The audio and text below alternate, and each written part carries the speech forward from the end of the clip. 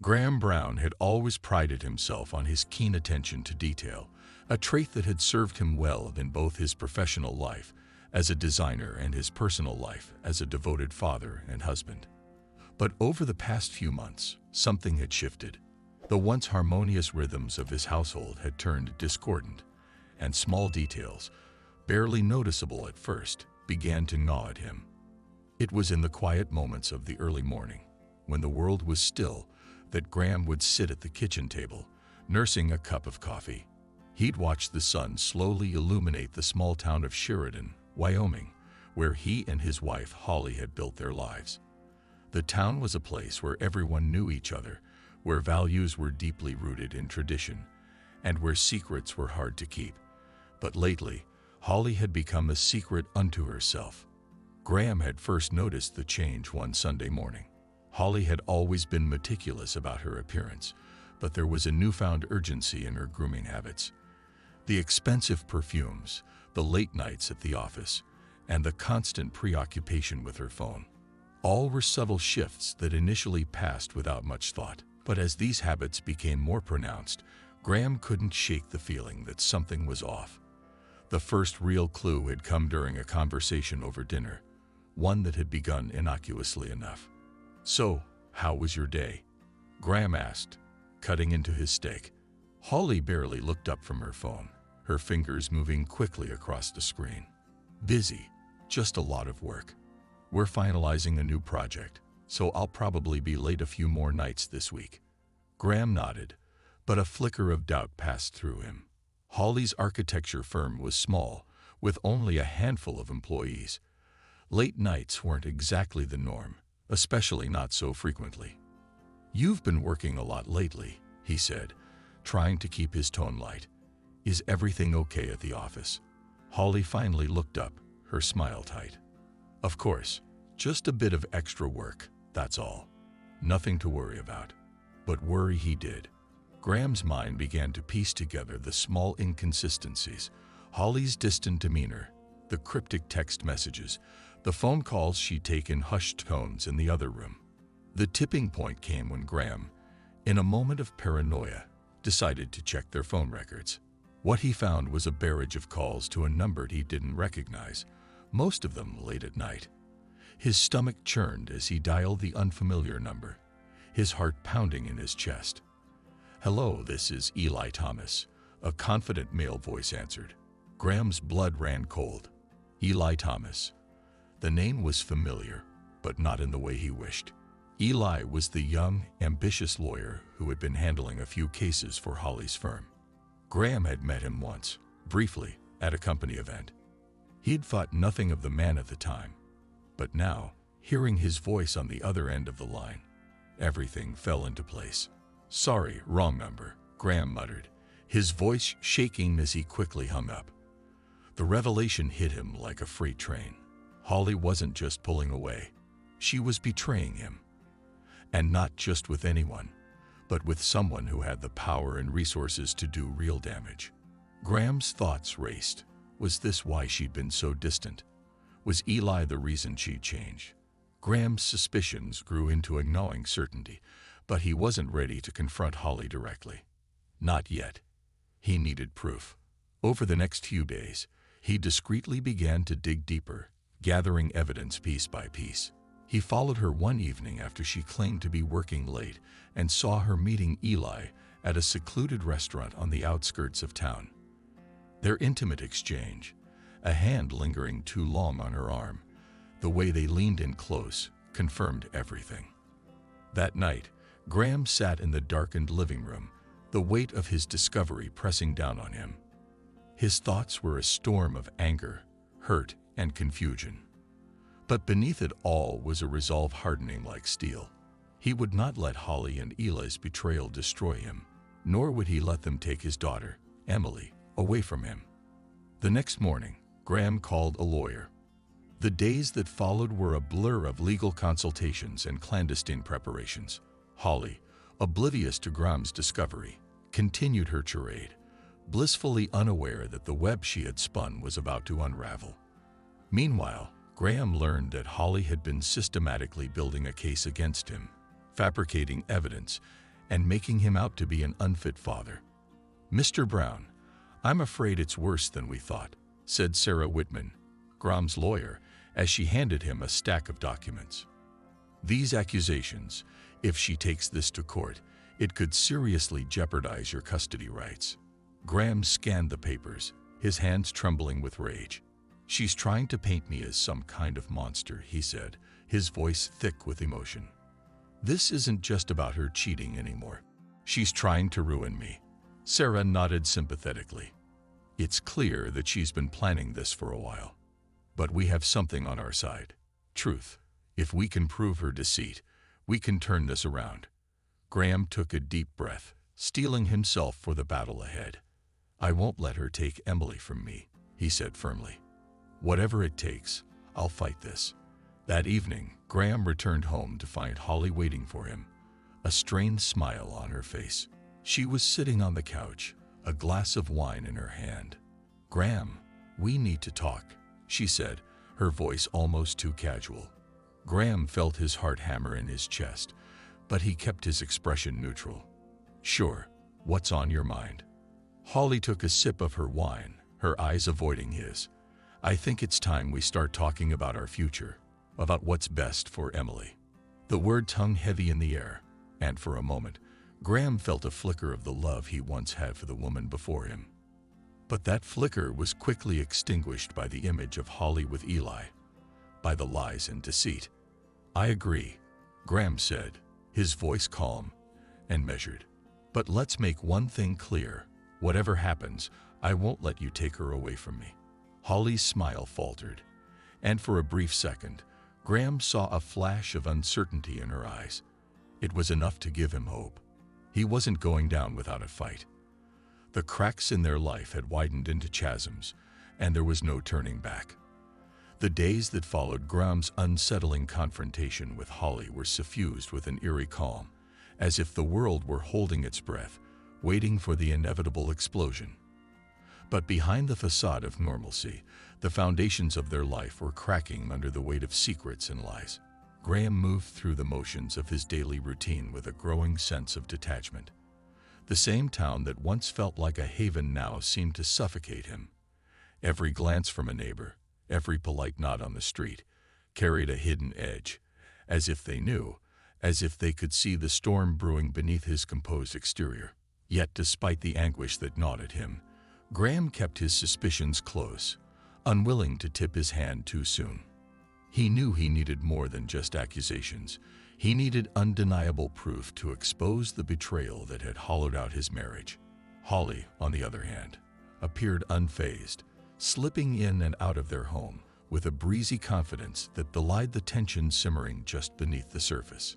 Her phone was never far from her hand, and though she tried to conceal it, Graham noticed the faint smiles that crossed her lips when she thought he wasn't watching.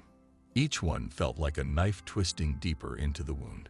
One evening, as Graham sat alone in his study, a soft knock on the door interrupted his thoughts. He looked up to see Emily, their 15-year-old daughter, standing hesitantly in the doorway. Her once bright eyes were clouded with uncertainty, and her usually confident demeanor had given way to a wariness that Graham hadn't seen before. "Hey, Dad," she said softly, stepping into the room. "Can we talk?" Graham's heart ached at the sight of her, so young and already burdened by the turmoil between her parents. He nodded, gesturing for her to take a seat beside him. "Of course, sweetheart. What's on your mind?" Emily hesitated, her gaze fixed on the floor as she struggled to find the right words. "It's just, I've noticed that things have been different between you and Mom lately. You guys hardly talk, and when you do, it's like you're both walking on eggshells. I don't know what's going on, but it's scaring me." Graham swallowed hard, his chest tightening with a mix of guilt and helplessness. He had tried to shield Emily from the worst of it, but she was too perceptive to miss the cracks in their family. "I know, Emily," he said gently. "Things have been tough lately, and I'm so sorry that you're caught in the middle of it. Your mom and we're dealing with some difficult stuff right now." Emily looked up at him, her eyes searching his face for answers. "Is it something I did? Did I do something to make you guys fight?" Graham's heart broke a little more. He reached out, taking her hand in his. "No, honey, it's not your fault. This has nothing to do with you. Your mom and we're just trying to figure things out, but I promise you, we both love you very much. That will never change." Emily nodded, but the uncertainty in her eyes lingered. "I just don't want to lose you, Dad." Graham pulled her into a hug, holding her tightly as if he could protect her from the storm raging around them. "You won't lose me, Emily.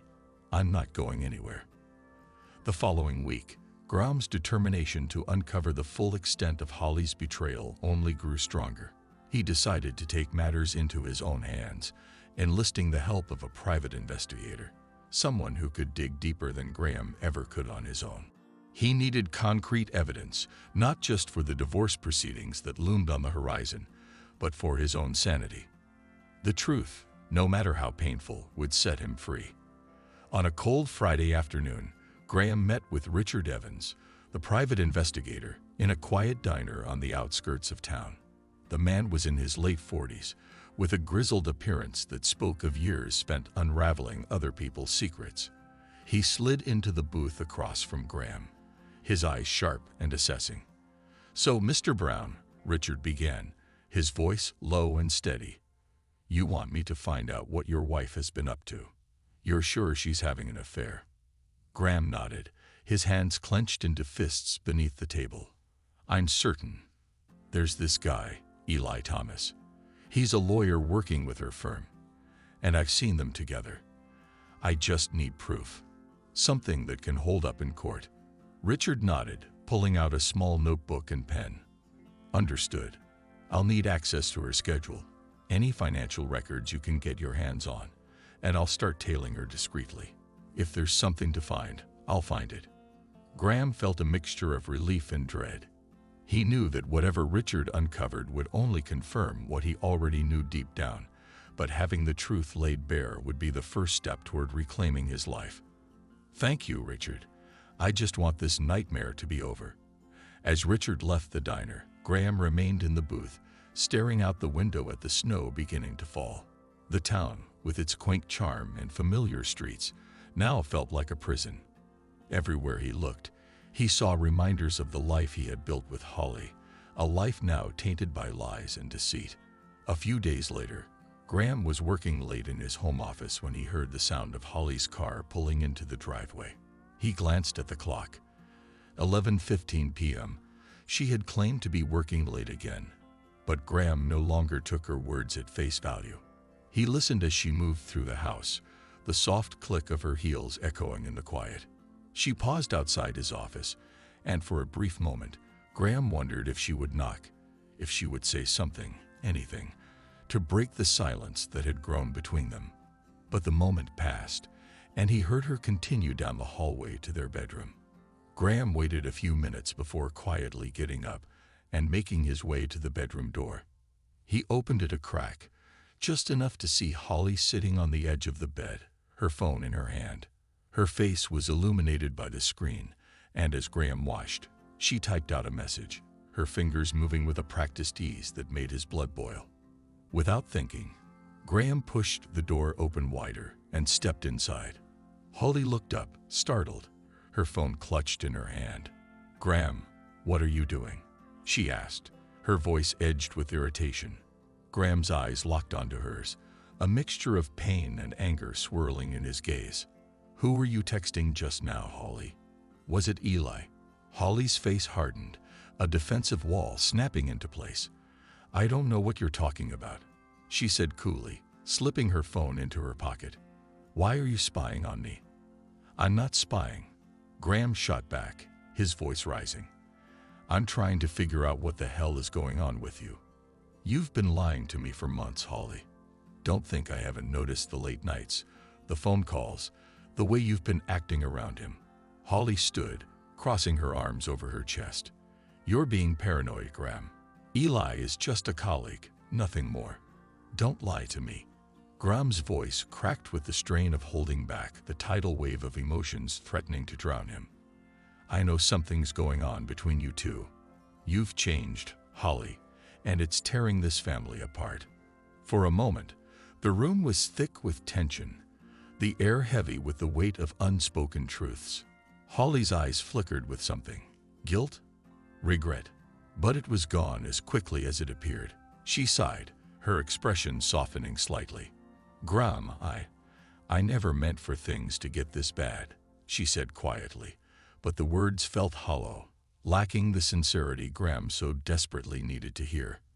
"Maybe we should talk about—" "Don't," Graham interrupted, his voice cold and resolute. "Don't try to placate me with half-truths. I deserve better than that. Emily deserves better than that." Holly's lips pressed into a thin line, and she turned away, leaving Graham standing alone in the doorway. As she disappeared into the bathroom, Graham felt the last remnants of his hope crumbling away.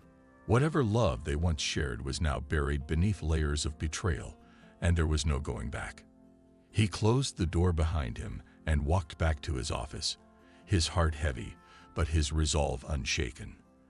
The walls were closing in, but Graham knew he had to see this through. The truth would come out, and when it did, there would be no more lies, no more secrets, only the cold, hard reality of the life he now faced alone. Graham Brown had always trusted his instincts, but never had he relied on them more than in the weeks following his decision to hire Richard Evans.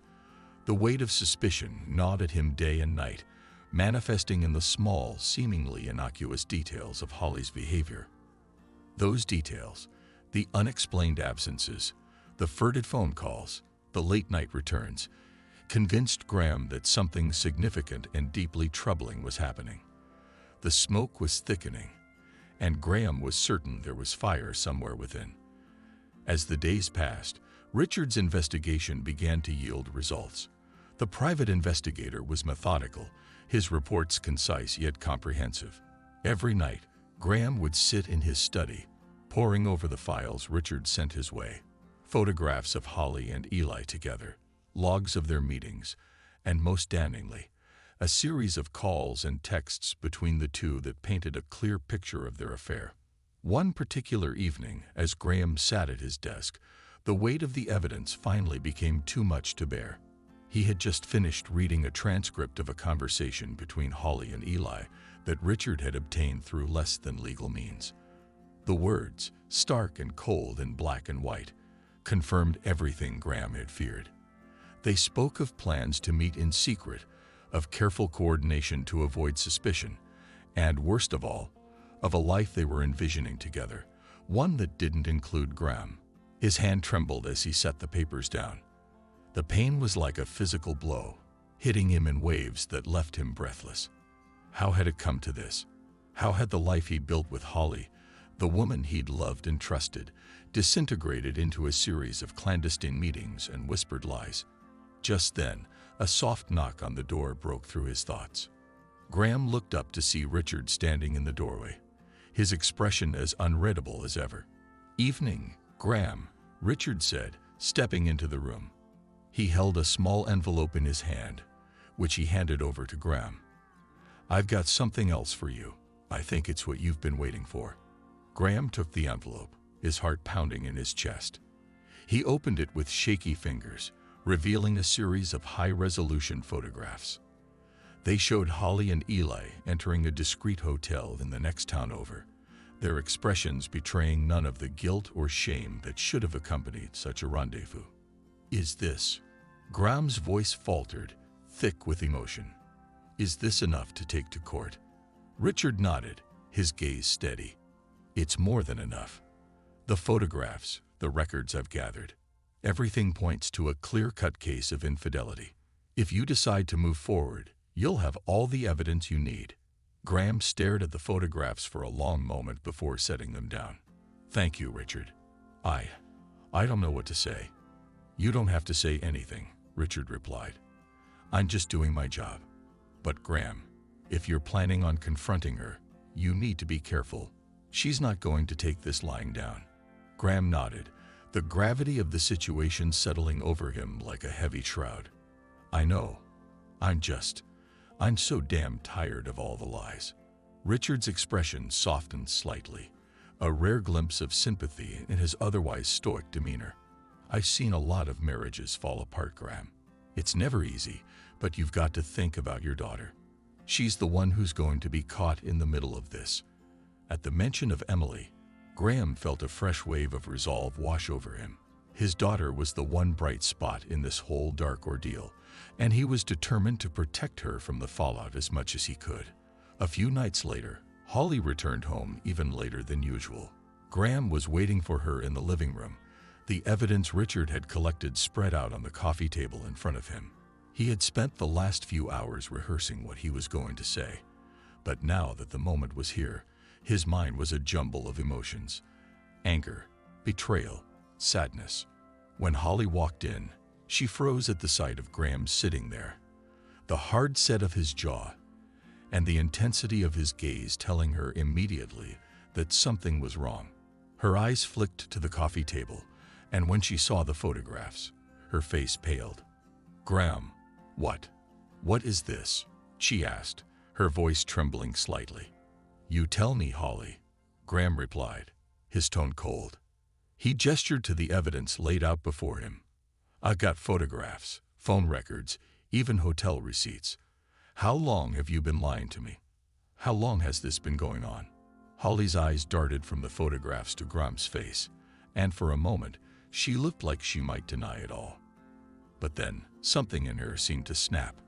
Her shoulders slumped, and she let out a long, shaky breath.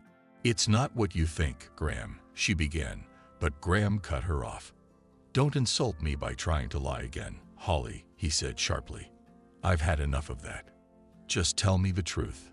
How long?" Holly swallowed hard, her gaze dropping to the floor. "A few months," she admitted quietly. "It started as, I don't know, a distraction. Things between us had been so strained, and Eli was there for me in a way you haven't been." Graham felt like he'd been punched in the gut. "So this is my fault? You're blaming me for this?" "No," Holly protested, but her voice was weak, lacking the conviction he so desperately needed to hear. "I'm not blaming you, Graham.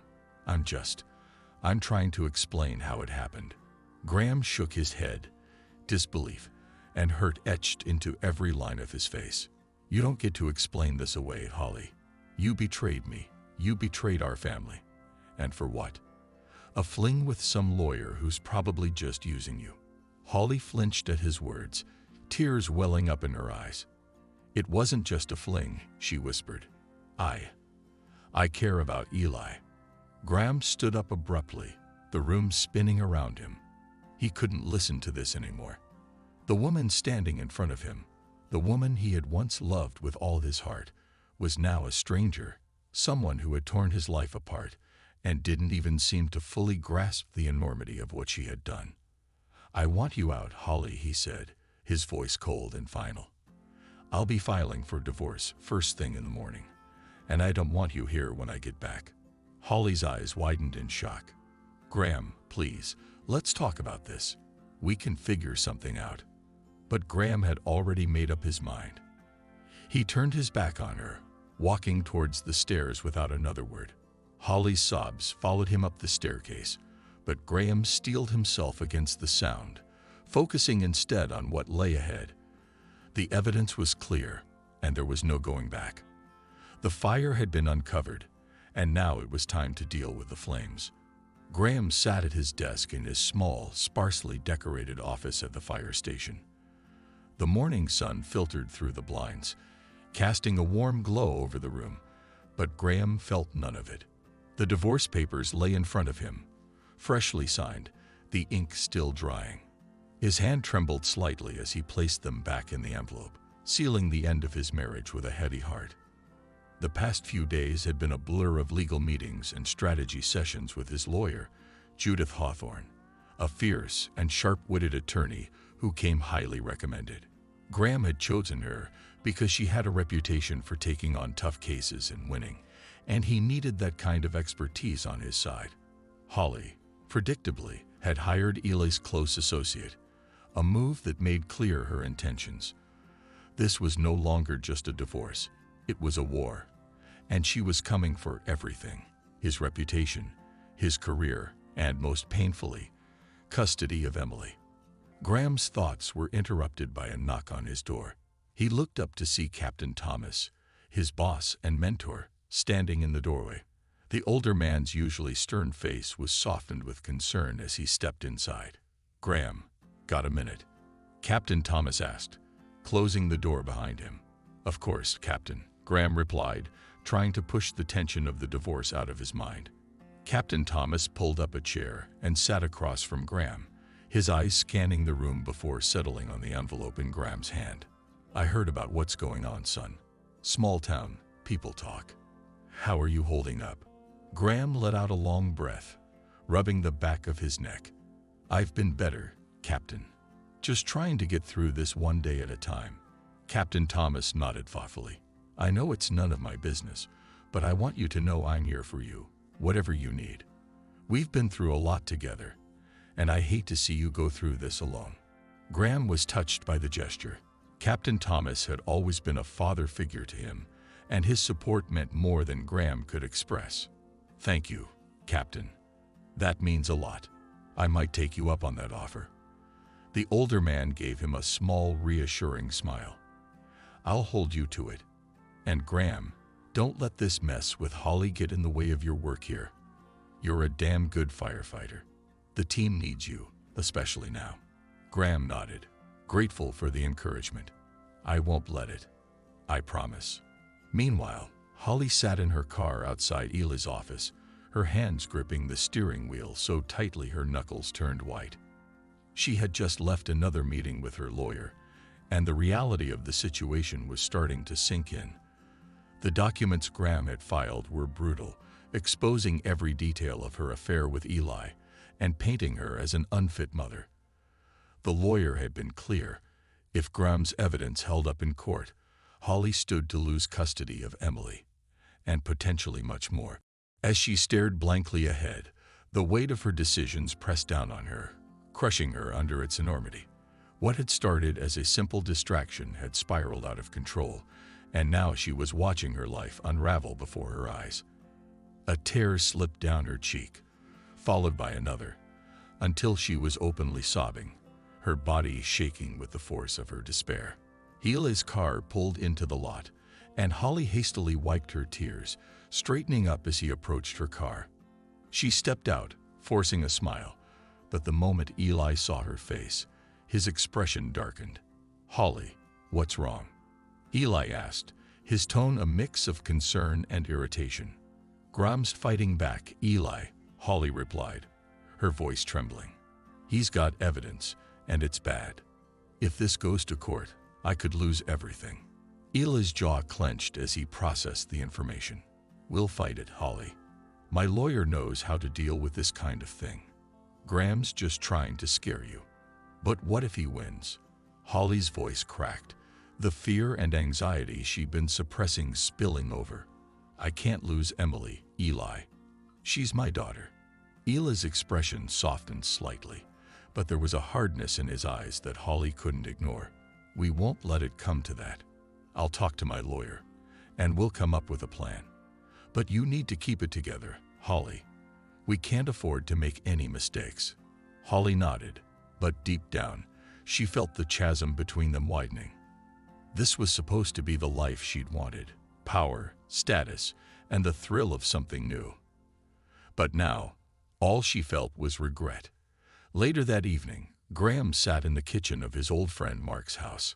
Mark had been a rock throughout this ordeal, offering his guest room when Holly's accusations had made it impossible for Graham to stay in his own home.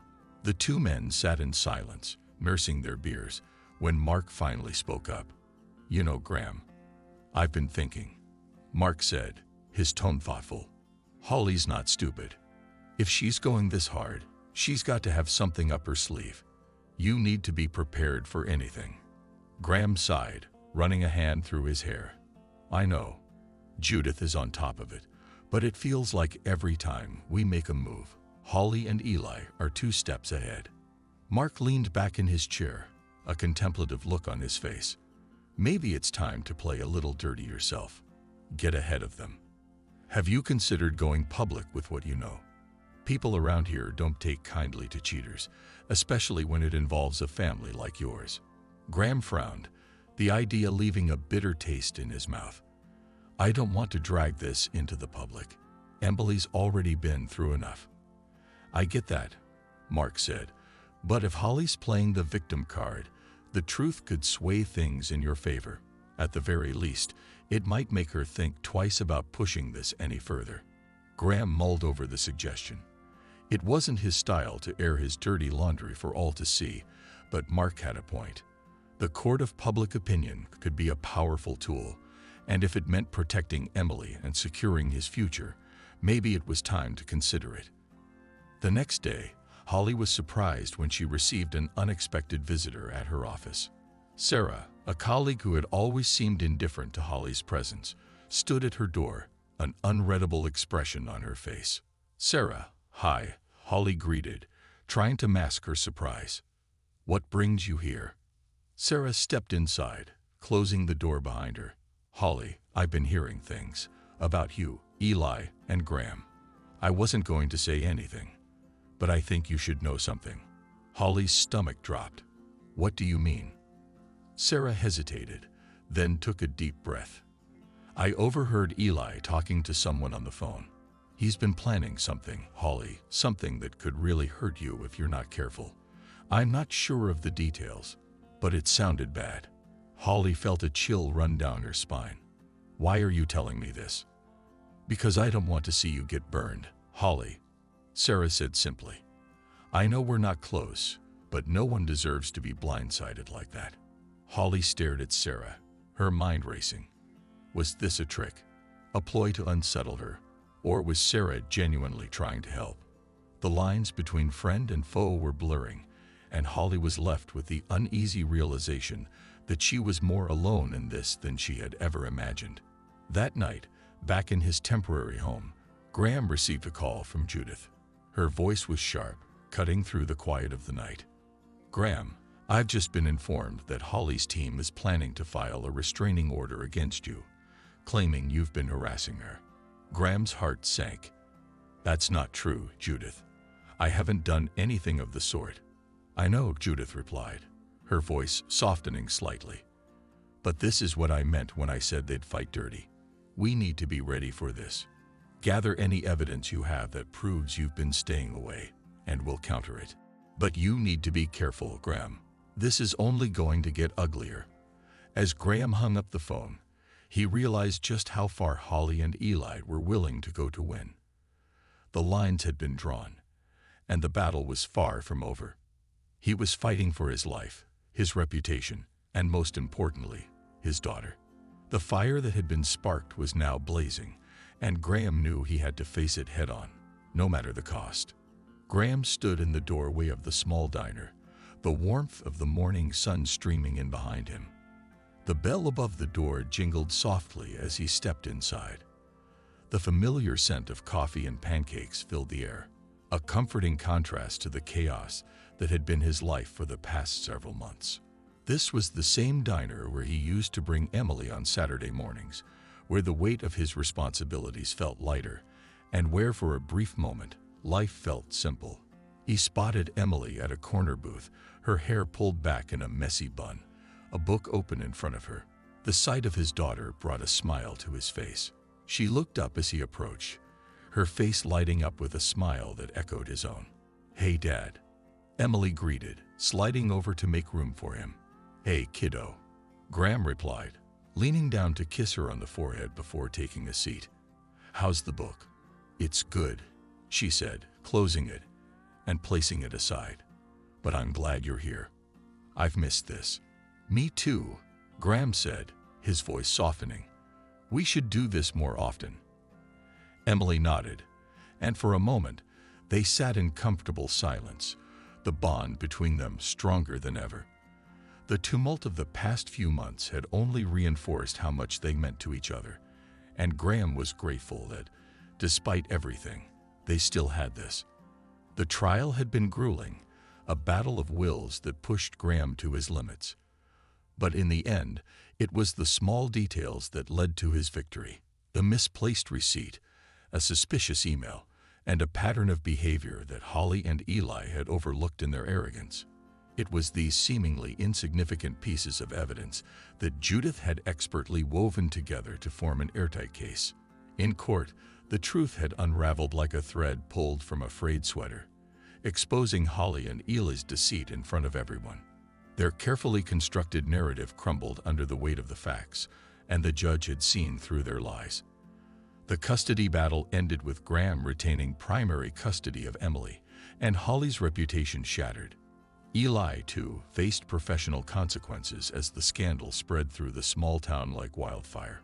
The courtroom had been tense as the final verdict was delivered, but for Graham, it was a moment of clarity and peace. He had fought for the truth, and he had won. Later that afternoon, Graham found himself back at the fire station, standing in the locker room where so much of his life had played out. Captain Thomas had called him in for a private meeting, and Graham wasn't sure what to expect. He wasn't even sure if he still had a job, considering how much time he had been forced to take off during the trial. As he approached Captain Thomas's office, the door was already open, and the older man waved him in with a smile. "Graham, good to see you," Captain Thomas greeted, standing up from his desk. "Come in, sit down." Graham took a seat, his heart pounding slightly. "Thank you, Captain. I wasn't sure if I still had a place here after everything." Captain Thomas chuckled, shaking his head. "Are you kidding? You're one of the best damn firefighters we got, Graham. We've all got your back, and the town knows what kind of man you are. We're family here." Graham felt a wave of relief wash over him. "Thank you, Captain. I don't know what to say." "You don't have to say anything," Captain Thomas replied, his tone serious now. "Just know that we're proud of you for standing your ground. What you did took guts, and I know it wasn't easy. But you came out on the other side stronger, and that's what matters." Graham nodded, emotion choking him for a moment. "I appreciate that more than you know." Captain Thomas leaned back in his chair, a satisfied smile on his face. "Now how about we get you back out there? The team's been asking when you're coming back." Graham grinned, the weight that had been on his shoulders for so long finally lifting. "I'm ready, Captain. Let's do this." A few weeks later, the town was buzzing with the news of a grand reopening of Graham's old home. His friends, including Mark, had rallied around him, helping to transform the house into something new, a place where Graham and Emily could start fresh. The community had come together in ways Graham hadn't expected, and the support had been overwhelming. The evening of the event, Graham stood on the front porch, looking out at the gathering crowd. The house, once a symbol of his broken marriage, now stood as a testament to resilience and renewal. The porch light cast a warm glow over the lawn, where children played and adults mingled, their laughter filling the air. As Graham stepped down the porch stairs, he felt a gentle tap on his shoulder. He turned to see Megan, the counselor who had helped Emily through the worst of the divorce. They had struck up a friendship during that time, and recently, something more had started to blossom between them. "You did it, Graham," Megan said, her eyes shining with pride. "You really turned things around." Graham smiled, his heart swelling with gratitude. "I couldn't have done it without you, Megan, without everyone." Megan reached out, taking his hand in hers. "We're all here for you, Graham. You're not alone." Graham squeezed her hand, the warmth of her touch grounding him. "I know. And I'm ready to start something new." They stood there for a moment, the noise of the party fading into the background as they looked at each other. The connection between them was undeniable, and for the first time in a long while, Graham felt at peace. The next morning, Graham woke up early, the sun just beginning to rise. Emily was still asleep, and the house was quiet. He stepped outside, the cool morning air filling his lungs, and made his way to the small garden that his friends had helped him plant. He knelt down, running his hands over the soil, feeling the life that was beginning to take root there. As he stood up, he saw a small card propped against one of the flower pots. He picked it up, recognizing Megan's handwriting immediately. "Graham, You've built something beautiful here, and I'm honored to be a part of it. Here's to new beginnings." Megan Graham smiled, slipping the card into his pocket. The future was uncertain, but for the first time in a long while, he felt ready to face it. He had cleared his name, rebuilt his life, and found something he thought he had lost forever: hope. And as he looked out over his garden, the morning sun rising higher in the sky, Graham knew that this was just the beginning. A new chapter in his life had started, one filled with promise, love, and the knowledge that no matter how dark the night, the dawn always comes.